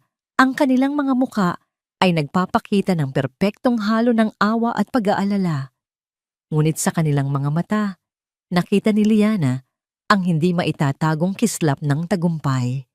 Tahimik siyang pumasok sa kotse. Hindi niya tiningnan ang kanyang ama. Nakatingin lang siya sa bintana habang ang sasakyan ay dahan-dahang gumagalaw paalis, iniiwan ang bahay na dati niyang tinawag na tahanan. Bawat metro na inilalayo nila ay isang patak ng luha na tahimik na dumadaloy sa kanyang pisngi. Ito na. Tinatalikuran na siya. Ipinamimigay na siya. Ang biyahe ay binalot ng isang mabigat na katahimikan. Ang tanging maririnig ay ang ugong ng makina ng sasakyan. Inaasahan ni Liana na liliko sila papuntang SLEX o NLEX, ang daan palabas ng Maynila. Ngunit nagulat siya nang manatili sila sa EDSA, papunta sa direksyon ng Makati. Kumunot ang noo niya. Sinulyapan niya ang kanyang ama. Nakapokus ito sa daan. Ang mga kamay ay mahigpit na nakahawak sa manibela. Ang panga ay matigas. "Saan po tayo pupunta?" Sa wakas ay nagawa niyang itanong. Ang boses ay halos isang bulong. Hindi sumagot si Dante. Ilang minuto pa, lumiko sila sa isang pamilyar na kalye sa Makati at huminto sa harap ng isang mataas at makintab na gusali. Ang gusali kung saan matatatagpuan ang opisina ng kanyang ama. Ngunit sa halip na sa parking ng kumpanya, pumasok sila sa residential parking. Bumaba si Dante at pinagbuksan siya ng pinto. "Baba na, anak." Nanginginig na bumaba si Liana. "Papa, ano pong ginagawa natin dito?" Sa halip na sumagot, iginiya siya ni Dante papasok sa elevator. Pinindot nito ang penthouse floor. Habang paakyat ang elevator, ang puso ni Liana ay kumakabog ng napakabilis. Ano ang nangyayari? Pagbukas ng pinto ng elevator, bumungad sa kanila ang isang malawak at modernong condo unit. Sa gitna ng sala, may isang babaeng nakatayo, nakasuot ng isang formal na business suit. Siya ang babaeng nakita ni Liana sa mga litrato sa opisina ng kanyang ama. Si Attorney Reyes ang abogado nito. Magandang gabi, Liana. Bati ng abogado. Ang boses ay malumanay, ngunit may awtoridad. Maupo ka. Tumingin si Liana sa kanyang ama. Ang mukha ay puno ng pagkalito. Nakita niya ang pagbabago sa mukha nito. Ang maskara ng pagod at pagsuko ay nawala na. Ang nakikita niya ngayon ay isang mukha ng matinding kalungkutan, pagsisisi, at isang bagay na hindi niya pa nakikita rito noon, determinasyon. Iginiya siya ni Dante papunta sa sofa. Umupo ito sa tabi niya, at sa unang pagkakataon, mula nang magsimula ang lahat ng ito, hinawakan nito ang kanyang mga kamay. Ang mga kamay nito ay mainit at mahigpit. Anak, simula ni Dante. Ang boses ay nanginginig sa emosyon na matagal na niyang itinatago. Patawarin mo ako. Tumingin siya ng diretso sa mga mata ni Liana. Patawarin mo ako sa lahat ng sakit, sa lahat ng pagkakataon na hindi kita pinakinggan, sa lahat ng araw na hinayaan kong saktan ka niya. Patawarin mo si Papa dahil naging duwag ako. Ang mga luha ay nagsimulang mamuo sa mga mata ni Dante. Ang lahat ng nakita mo nitong mga nakaraang araw, ang pagpayag ko sa kanya, ang pag-arte na naniniwala ako sa mga kasinungalingan niya, lahat yun ay isang palabas. Natigilan si Liana, hindi makapaniwala. Hindi kita itatapon, anak, sabi ni Dante, lalong humigpit ang hawak sa kanyang mga kamay. Hindi kailanman. Dinala kita dito para maging ligtas. Dinala kita dito para sa wakas. Pakinggan ka. Kinuha ni Attorney Reyes ang isang tablet mula sa mesa. Ang parehong tablet kung saan napanood ni Dante ang katotohanan. Ipinakita nito kay Liana ang video. Napanood ni Liana ang kanyang sarili, ang kanyang kapatid. Napanood niya ang sampal. Napanood niya ang kalupitan ni Clarice na walang takip. Sa pagkakita niya sa video, isang malakas na emosyon ang bumuhos mula sa kanya. Hindi ito galit o takot. Ito ay ginhawa. Ang bigat na matagal na niyang pinapasan ay biglang gumaan. Nakita niyo po pala, bulong niya, ang mga luha ay malayang dumadaloy na. Nakita niyo po. Nakita ko, anak, sabi ni Dante. Ang sariling mga luha ay dumadaloy na rin. At hinding-hindi ko nahahayaang mangyari ulit. Yon. Kailanman. Niyakap niya si Liana ng napakahigpit. Isang yakap na matagal na niyang inaasam. Isang yakap na nagsasabing, nandito na ako. Isang yakap na humihingi ng tawad. Isinubsob ni Liana ang kanyang mukha sa dibdib ng ama. At doon humagulgol ng malakas. Inilabas ang lahat ng sakit, lahat ng takot, lahat ng lungkot na kanyang kinimkim. Nang sa wakas ay kumalma na siya, nagsalita si Attorney Reyes. Liana, alam kong mahirap ito, pero kailangan naming malaman ang lahat. Ang bawat detalye, gaano man kaliit. Ang iyong salaysay, ang pinakamalakas nating sandata para protektahan ka at ang kapatid mo at para panagutin si Clarice at ang kanyang kapatid sa batas. Sa tabi niya ay may isa pang babae, isang social worker na may malumanay na ngiti. Nandito kami para tulungan ka, Liana. Hindi ka nag-iisa. Tumingin si Liana sa kanyang ama. Nakita niya ang pag-asa sa mga mata nito. Nakita niya ang pagtitiwala. At sa sandaling iyon, ang takot na matagal nang nagpipis sa kanya ay nawala. Huminga siya ng malalim. Sige po, sabi niya. Ang boses ay nanginginig pa. Ngunit meron ng katatagan at nagsimula siyang magkwento. Isinalaysay niya ang lahat, ang mga pananakit na walang marka, ang mga salitang mas masakit pa sa sampal, ang pagkukulong sa aparador, ang mga pagbabanta, ang pagbagsak ni Mateo sa hagdanan, ang bawat kasinungalingan, ang bawat luhang pilit niyang tinago. Habang nagsasalita siya, lalo siyang lumalakas. Ang bawat salita ay isang hakbang papalayo sa pagiging biktima. Ang bawat salita ay isang hakbang papalapit sa katarungan. Pagkatapos ng halos 2 oras, natapos siya. Ang silid ay binalot ng katahimikan. Si Dante ay nakayuko. Ang mga balikat ay nanginginig sa tahimik na pag-iyak. Si Attorney Reyes ay seryosong nagsusulat sa kanyang notepad. Tumayo ang abogado. Salamat, Liana. Napakatapang mo. Tumingin ito kay Dante. Ang mga mata nito ay matalim na parang bakal. Handa na tayo, sabi nito sa isang boses na pinal at walang pag-aalinlangan. Oras na para bumalik sa impyernong iyon. Kinabukasan, ang araw ay sumikat na tila walang kamalay-malay sa bagyong malapit nang sumabog sa loob ng mansyon sa Forbes Park. Para kay Clarice, ito ay isang umaga ng tagumpay. Gising na siya ng maaga, naghahanda para sa kanyang unang check-up sa pinakamahal na OBGYN sa bansa. Wala na si Liana. Ang huling sagabal sa kanyang perpektong buhay ay naalis na. Ngayon, kailangan na lang niyang sementuhin ang kanyang pwesto bilang nag-iisang reyna ng pamilya de la Vega. Habang nag-aayos siya sa harap ng salamin, bumukas ang pinto ng kanilang silid. Pumasok si Dante, bihis na bihis. Maaga ka yata, mahal. Bati ni Clarice, nakangiti. Ready ka na ba para sa check-up ng ating baby?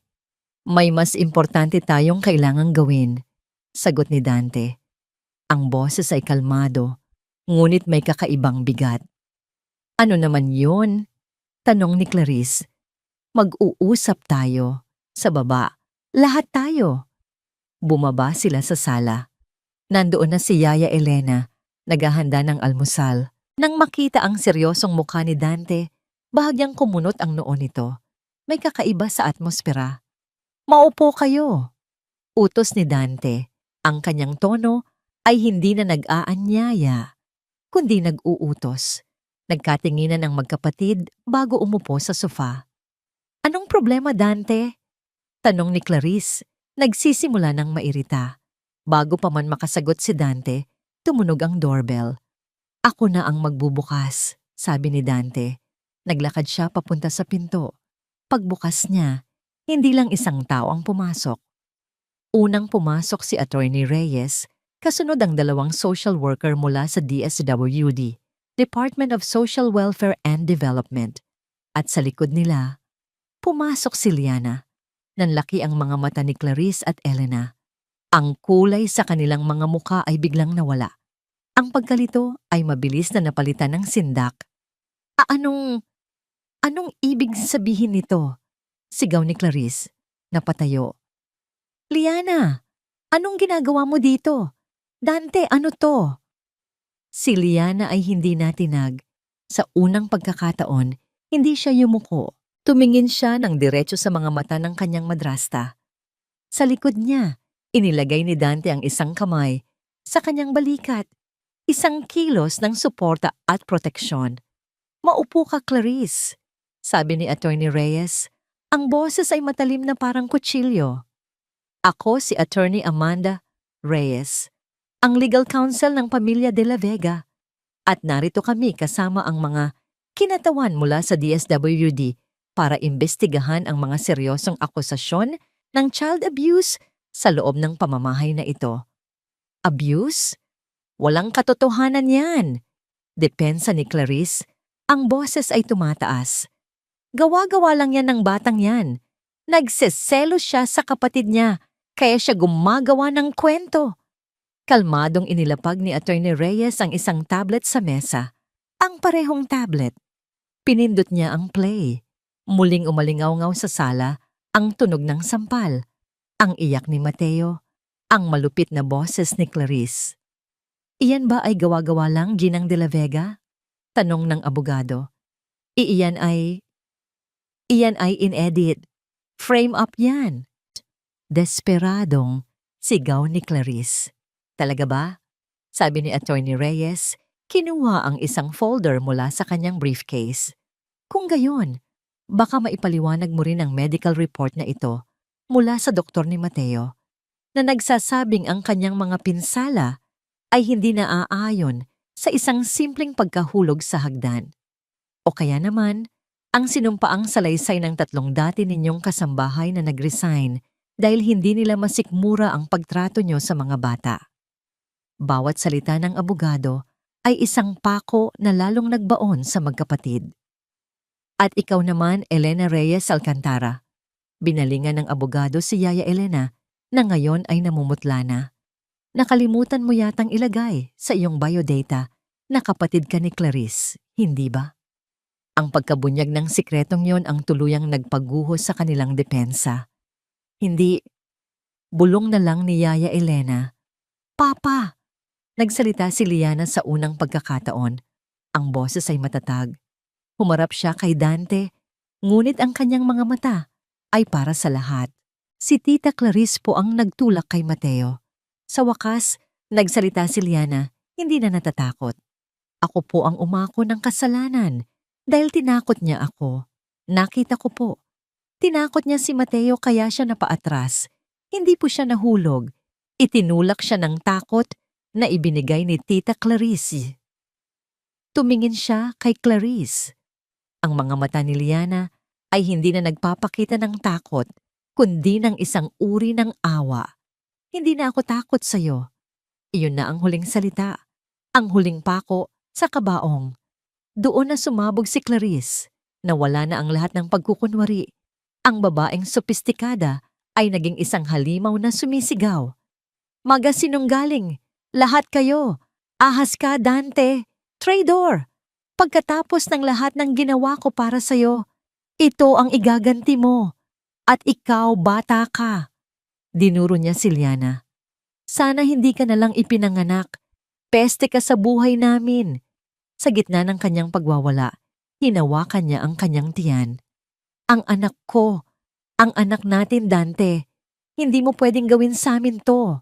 Huminga ng malalim si Attorney Reyes at inilabas ang isang huling piraso ng papel. Tungkol naman dyan, Ginang de la Vega, nagkaroon yata ng kaunting problema. Ibinigay niya ang papel kay Dante. Iyan ang resulta ng pag-uusap namin ng iyong OB-GYN ayon sa kanya. Noong 1 linggo ka pa raw dapat nagpa-check up para sa confirmation ng iyong pagbubuntis, ngunit hindi ka sumipot.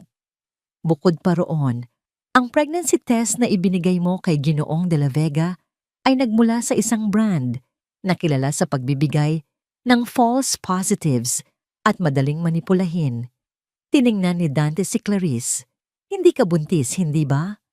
Ang katahimikan ni Clarice ang sagot. Sa labas, isang tunog ang pumutol sa tensyon. Ang tunog ng sirena ng pulis. Kasabay ng pagpasok ng 2 pulis sa sala, tuluyan nang nawala sa sarili si Clarice. Sumisigaw, nagmumura, nanlalaban habang pinupusasan. Si Yaya Elena naman ay tahimik na lang na umiiyak habang isinusuko ang sarili. Nang dadalhin na sila palabas, huling tumingin si Clarice kay Dante. Ang kanyang mga mata ay nag-aapoy sa galit at paghihiganti. Hindi pa tayo tapos, Dante. Sigaw niya. Ang boses ay umalingaw-ngaw sa buong mansyon. Hindi pa. Pagkaalis ng mga pulis, kasama ang magkapatid na Clarice at Elena, isang nakakabininging katahimikan ang bumalot sa mansyon. Ang katahimikang ito ay iba. Hindi ito ang katahimikang puno ng tensyon at takot na kanilang kinasanayan. Ito ay isang katahimikang blangko. Parang isang malinis na papel na naghihintay na sulatan ng isang bagong simula. Nakatayo si Dante sa gitna ng sala, nakatingin sa kawalan. Tila ngayon pa lang nagsisink in sa kanya ang lahat ng nangyari. Napalaya na niya ang kanyang mga anak, ngunit ang bigat ng kanyang pagkukulang at pagsisisi ay parang isang malaking bato na nakadagan sa kanyang dibdib. Si Liana ay tahimik na lumapit kay Mateo na nagising dahil sa ingay at ngayon ay nakayakap sa isang social worker. Lumuhod siya sa harap ng kapatid. Okay ka na, bunso? Bulong niya. Wala na sila. Hindi ka na nila sasaktan. Yumakap si Mateo ng mahigpit sa kanyang ate. Totoo, ate? Hindi na sila babalik? Totoo. Sagot ni Liana. Hinahaplos ang buhok nito. Pangako. Sa mga sumunod na araw, ang mansyon ay naging isang lugar ng mga mahirap na pagsisimula. Si Dante, sa unang pagkakataon sa loob ng maraming taon, ay hindi pumasok sa opisina. Tinanggihan niya ang lahat ng tawag. Ang tanging focus niya ay ang kanyang mga anak. Ngunit hindi niya alam kung paano magsisimula. Ang unang umaga ay isang sakuna. Sinubukan ni Dante na magluto ng almusal. Nagprito siya ng itlog at bacon. Ngunit nasunog niya ang bacon at ang itlog ay naging halos uling na. Umupo silang tatlo sa hapagkainan. Ang pagkain ay nasa gitna, hindi ginagalaw. Ang katahimikan sa pagitan nilang tatlo ay mas mabigat kaysa sa katahimikan na iniwan ni Clarice. Dati, ang katahimikan ay dahil sa takot. Ngayon, ito ay dahil sa hiya, sa awkwardness, sa mga sugat na hindi pa alam kung paano gagamutin. Pasensya na, sabi ni Dante. Binasag ang katahimikan. Hindi ako marunong magluto. Walang sumagot. Patuloy lang sa paglalaro sa kanyang tinidor si Liana. Si Mateo naman ay nakatingin lang sa nasunog na pagkain. Sa gabi, mas lalong nagiging mahirap. Isang gabi, nagising si Dante sa isang sigaw. Huwag po, tama na po. Nagmamadali siyang tumakbo papunta sa kwarto ni Mateo. Nakita niya ang kanyang anak na nakaupo sa kama, umiiyak, nanginginig, pawis na pawis, binabangungot. Lumapit si Dante para yakapin ito. Anak, nandito lang si Papa. Panaginip lang yan. Ngunit sa paglapit niya, umurong si Mateo. Huwag po!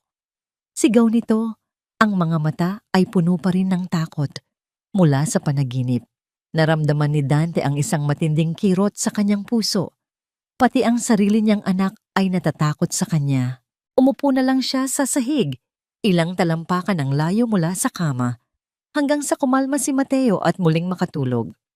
Nandoon lang siya, nagbabantay sa dilim. Ang mga luha ay tahimik na dumadaloy sa kanyang mga pisngi. Ang koneksyon niya kay Liana ay mas komplikado. Hindi ito takot, kundi isang pader ng yelo. Palagi itong nasa hardin, nakaupo sa isang bench, nakatingin sa malayo. Ilang beses sinubukan ni Dante na lumapit. Isang hapon, umupo siya sa tabi nito. Hindi siya nagsalita. Alam niyang walang salita ang sapat para punan ang pagkukulang niya. Nanatili lang siyang nakaupo roon, kasama nito sa katahimikan. Hinahayaan itong maramdaman na hindi na siya aalis. Lumipas ang ilang minuto. Sinisisi mo ba ako? Biglang tanong ni Liana. Hindi tumitingin sa kanya. Hindi. Mabilis na sagot ni Dante. Hindi kailanman anak. Ang sarili ko ang sinisisi ko. Dapat lang. Sabi ni Liana. Ang boses ay walang emosyon. Masakit. Pero alam ni Dante na nararapat lang sa kanya. Tinanggap niya ito. Oo anak. Nararapat lang. Ang pagbabago ay hindi nangyari sa isang iglap. Ito ay nangyari sa maliliit na hakbang. Nagsimula silang magpatingin sa isang child psychologist, isang rekomendasyon mula kay Attorney Reyes.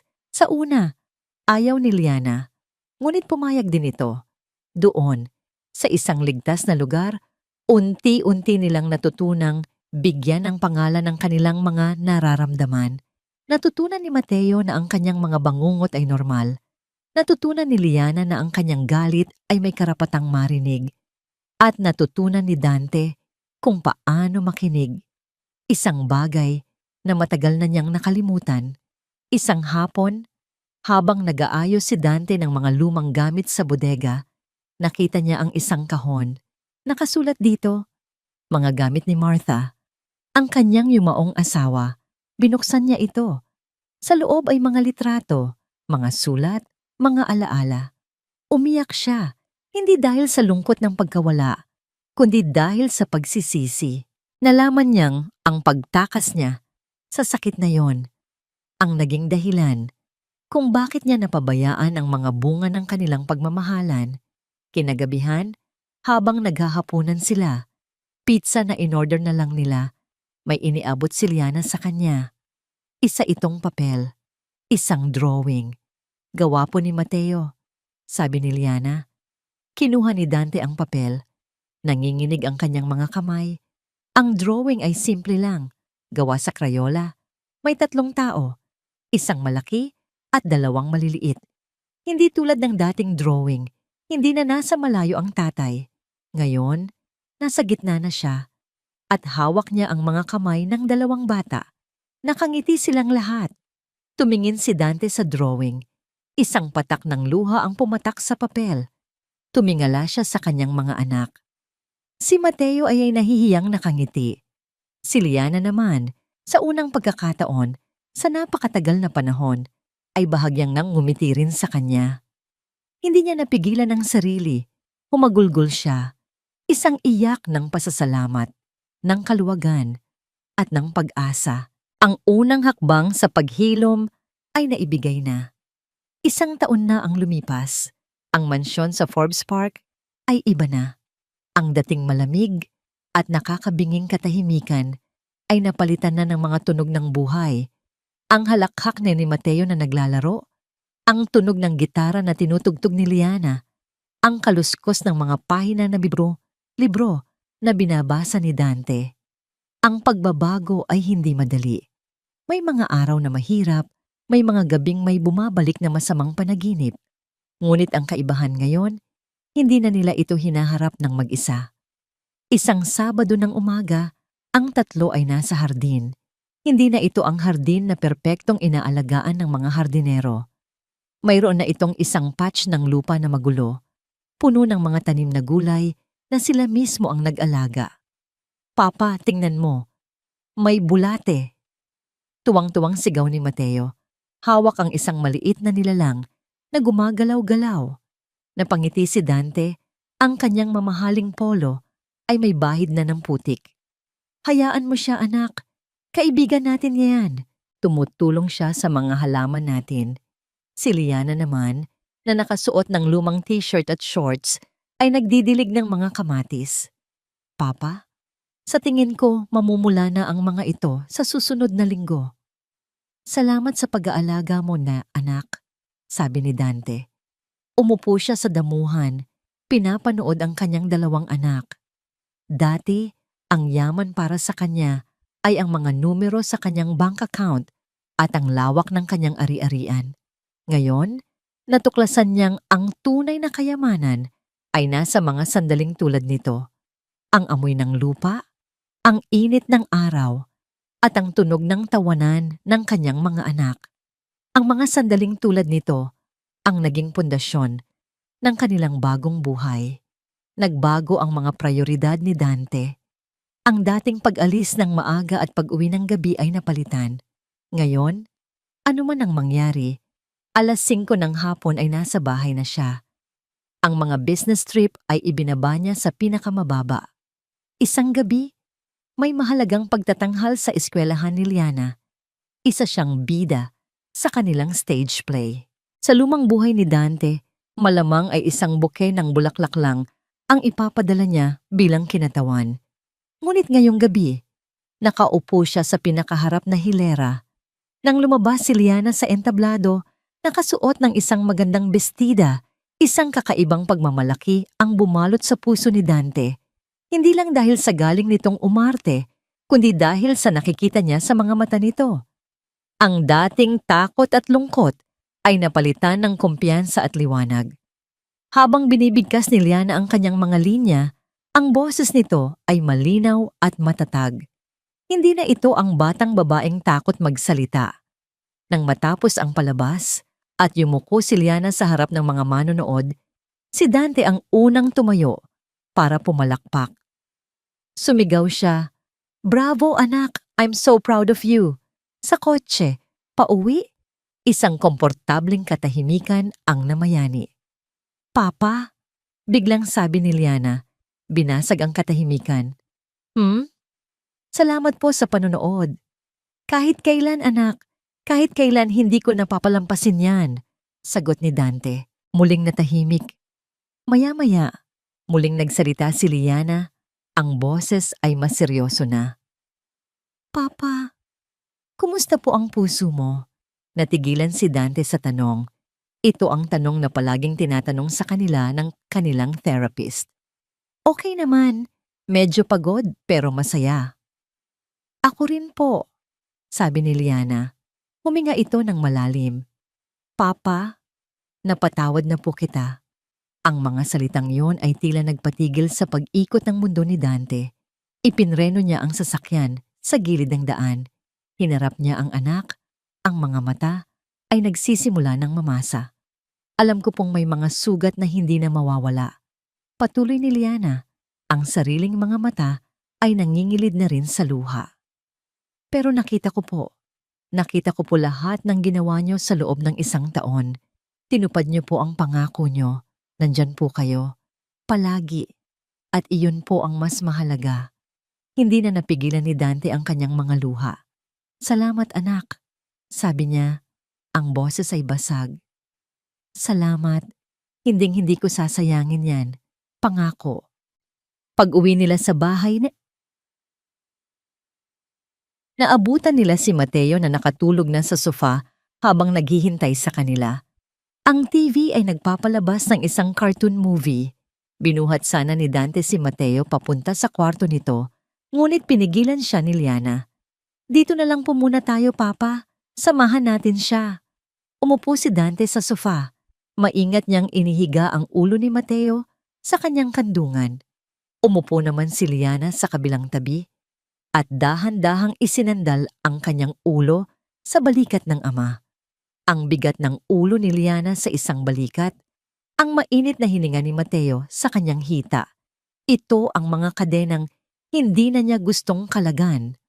Ang mga kadenang nagbibigay sa kanya ng tunay na kalayaan. Tinitigan niya ang kanyang 2 anak, ang 2 pusong minuntik na niyang mawasak. Ang kanyang tunay na yaman, ang kanyang buhay, ang kanyang lahat.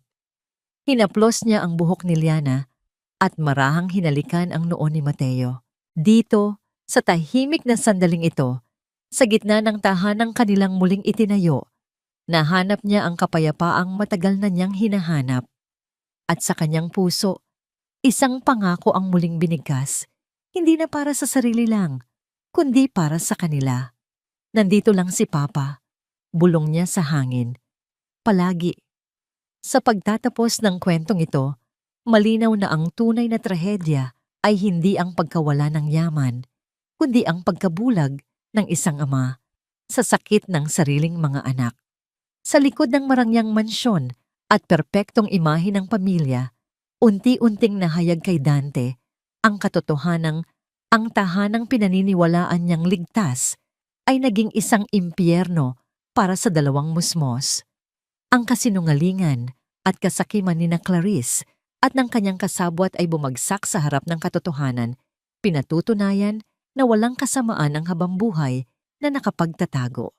Ang mga gumawa ng masama ay pinarusahan at ang mga inosente ay nabigyan ng pagkakataong gumaling. Ngunit higit sa hustisya, ito ay kwento ng paggising ng pagiging ama, ng pagsisisi, paghingi ng tawad, at muling pagbuo ng tiwalang matagal nang nasira.